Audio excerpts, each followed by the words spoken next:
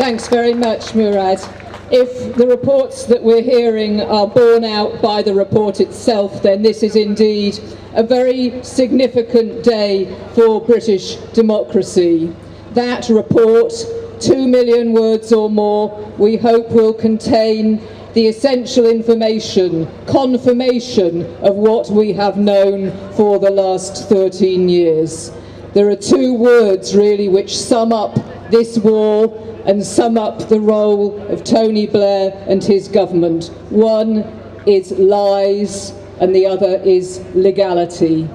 Those of us who were around at the time will remember very clearly the so-called dodgy dossier in the autumn of 2002. And that dossier claimed to be British intelligence.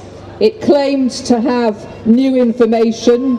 It claimed all kinds of things about the threat which Iraq posed, not only to the region but also directly to Britain itself. You may remember two claims in particular. One was that Iraq had bought yellow cake uranium from Niger, somehow suggesting that Iraq was working on a nuclear weapons program, and also the claim that somehow Britain or its base in Cyprus or Britain's interest would be threatened by weapons of mass destruction within 45 minutes. And those two accusations became common currency through the publication of this dodgy dossier. And of course, very rapidly, experts showed that those two things weren't true.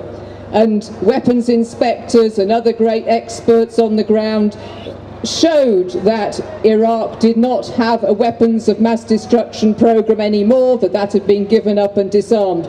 But even so, the government continued to base its war on these lies. And I very much hope that in this report those lies will be fully acknowledged, because I think that's what we as the British people want, acknowledgement that what we have known for over a decade is actually true. And again, with the question of legality, that was the other big thing. We knew this was an illegal war. We had heard all the expert legal opinion that it was illegal to go to war on the basis of UN Resolution 1441. And our senior governmental legal people knew that well too. And we knew at the time, we heard the evidence that they had been lent on or sat upon by Bush and Blair to go against what they knew to be true. And I hope that also in this report, that claim that the war was legal will finally be laid to rest. So those are the outcomes we hope for in that detail.